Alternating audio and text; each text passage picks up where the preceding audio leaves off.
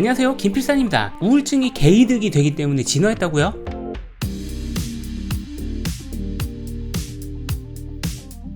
감정이란 게 뭡니까? 그건 뭐 기쁜 일이 있으면 기쁘고, 뭐 슬픈 일이 있으면 슬프고, 화나고 우울하고 행복하고, 뭐 그런 거 아닌가? 네, 맞죠, 뭐 그런 겁니다. 그런데 제가 지난 동영상에서 소개해드린 궁극 설명으로 감정을 설명할 수 있나요? 그러니까 감정은 왜 진화한 거죠? 감정은 생존에 무슨 이득이 있어서 진화했을까요? 이 질문은 대답하기가 좀 쉽지 않을 것 같아 보이죠? 물론 어떤 감정은 진화적인 이득이 있는 것처럼 보이기도 합니다. 공포라는 감정은 공포를 불러일으키는 환경이나 사람에게 재빨리 도망가게 함으로써 생존을 높일 수 있고요. 행복이라는 감정은 행복을 불러일으키는 환경이나 사람과의 관계를 더욱더 강렬히 추구하게 만들어서 생존하게 할 수 있죠. 그런데 어떨 때는 감정이 쓸데없이 분출되어서 생존을 악화시키는 경우가 있습니다. 예를 들어서 주변의 가족이나 친구가 사망했을 때 우리는 끝없는 슬픔을 겪죠. 이 슬픔이 일상생활의 활력을 앗아갈 정도로 너무 심해서 우리는 몇 달 혹은 몇 년 동안이나 무력감에 빠질 수도 있습니다. 이 무력감은 아무리 생각해도 생존에 도움이 될 것 같지가 않은데요. 차라리 떠나간 사람은 어쩔 수 없으니 그냥 툭툭 털고 일어나서 버섯이나 따러 가면 안 됩니까? 일종의 정신질환인 운둔형 외톨이, 히키코모리의 증상만 봐도 사회적으로 무기력해져서 집안에 틀어박히는 방식은 생존에 별 도움이 안 될 것 같습니다. 우울증은 타고난 성격으로 발생하는 경우도 많지만 특별한 상황, 예를 들어서 가족의 죽음이나 이혼 같은 케이스로 발생하는 경우도 많습니다. 대략 3분의 1이 가족의 죽음이나 이혼과 같은 주변 상황에 의해서 발생했다고 합니다. 나머지 절반은 어떤 상황과도 관계없이 그냥 타고난 성격 특성으로 인해서 발병했다고 하고요. 사실 우울증에 잘 걸리는 성격이라도 처음부터 아무 조건 없이 발병하는 게 아닙니다. 대부분의 경우 최초의 우울증 발병은 불행한 사건이나 상황에 의해서 발병한다고 하죠. 그런데 세 번째나 네 번째부터 점점 아무 사건이나 환경의 변화 없어도 우울증이 도지기 시작합니다. 실제로 지인의 상실에 의한 우울한 감정은 진화적으로 도움이 됩니다. 우리가 만약에 가족을 잃게 된다면, 그러니까 나와 유전자가 2분의 1이 같은 부모님이나 자식을 잃게 된다면 이기적 유전자 입장에서는 큰 타격이죠. 유전자가 같지 않더라도 호혜적 이타주의 관계를 공들여서 잘 구축한 지인을 잃게 되면 유전자 입장에서는 손해가 될 거고요. 그럼 우리는 이들이 죽지 않도록 필사적으로 지켜줘야 할 겁니다. 그리고 우리가 그 행동을 취하는 원동력은 바로 감정이죠. 머릿속에서는 죽었을 때의 시뮬레이션이 막 강제로 그려지면서 얘가 막 죽는다고 생각하면 막 슬퍼지려고 하고 그 감정이 강렬하게 전해져 오게 됩니다. 그리고 그 만약의 경우가 최대한 발생하지 않도록 최선을 다하죠. 그러므로 실제로 지인의 죽음이 닥쳤을 때 그때 진화적으로 이득이 되지 않는다고 슬픔의 감정이 발생하지 않을 수는 없습니다. 감정은 뭐 그런 것이죠. 머릿속 시뮬레이션은 미래에 일어날 만약의 경우를 따져보고 감정적으로 슬프거나 괴로운 느낌을 피하게 해주도록 작동하지만 그 만약의 경우가 실제로 일어났을 때 우리의 의식은 그 부정적인 감정이 닥쳐오는 것을 막을 수가 없습니다. 애초에 우리가 미래의 감정을 시뮬레이션 해가면서까지 두려워한 까닭은 그 감정이 닥쳐오는 걸 막을 수 없기 때문이죠. 그걸 막을 수 있었다면 두려워하지도 않았을 거라는 말입니다. 그렇다면 환경에 따른 일시적인 우울감은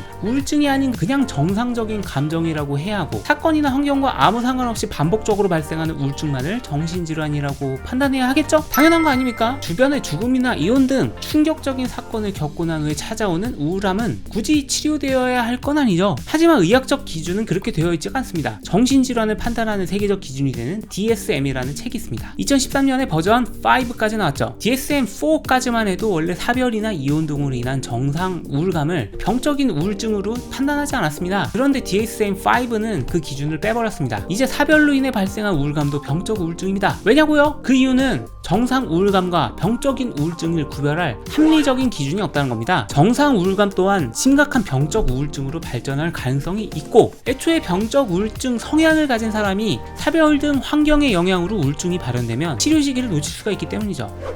애초에 병적인 우울증 또한 진화적으로 이득이라는 극단적 주장을 하는 사람들이 있습니다. 이기적 감정이라는 책을 쓴 진화의학의 창시자 랜돌프 네스가 바로 그 사람입니다. 우울증이 진화적으로 이득이 되었을 거라는 거죠. 우리는 때로 자기보다 능력이 떨어지는 권력자에게 복종해야 하는 경우가 있습니다. 때로 우리는 직장에서 멍청하고 부지런한 부장의 비합리적인 명령을 받아들여야 합니다. 진짜로 개빡치는 일은 부장한테 일 못한다고 억울하게 모함받는 일이죠. 심지어 한 병에 빠져서 사내 권력 관계에서 축출당하는 경우도 있습니다. 이런 모든 사회적인 정치적인 폭풍에 휘말리지 않는 방법이 무엇이 있을까요? 마치 자기 자신이 똑똑하지 않고 능력이 별 볼 일 없는 것처럼 구는 겁니다. 그리고 이런 전략적 속임수의 궁극의 오이는 바로 자기 자신마저 속이는 것입니다. 우울증이 바로 그 궁극의 오이라는 말이죠. 우리는 스스로 전략을 짜서 행동하는 게 아닙니다. 유전자가 개체한테 너는 능력도 없고 멍청한 놈이라는 생각을 주입하고 그 권력자한테 숙이고 들어가도록 명령하는 겁니다. 그럼 개체의 입장에서는 자신의 능력을 과소평가하고 자존감이 낮아지는 달라지면서 소극적으로 행동하게 되죠. 그게 바로 우울증입니다. 이에 대한 실제 증거가 있습니다. 우리는 보통 사별 등의 주변 인물의 죽음이 우울증을 유발할 수 있다고 알고 있죠. 사별을 당한 사람이 우울증에 걸릴 확률은 20%입니다. 하지만 오히려 사회관계에서 모욕을 당하거나 함정에 빠진 사람이 우울증에 더 잘 걸립니다. 그 확률은 75%입니다. 우울증은 권력을 가진 힘센 사람에게 스스로 몸을 낮춰서 목숨이라도 살아남을 수 있도록 하는 진화적 적응이라는 말입니다.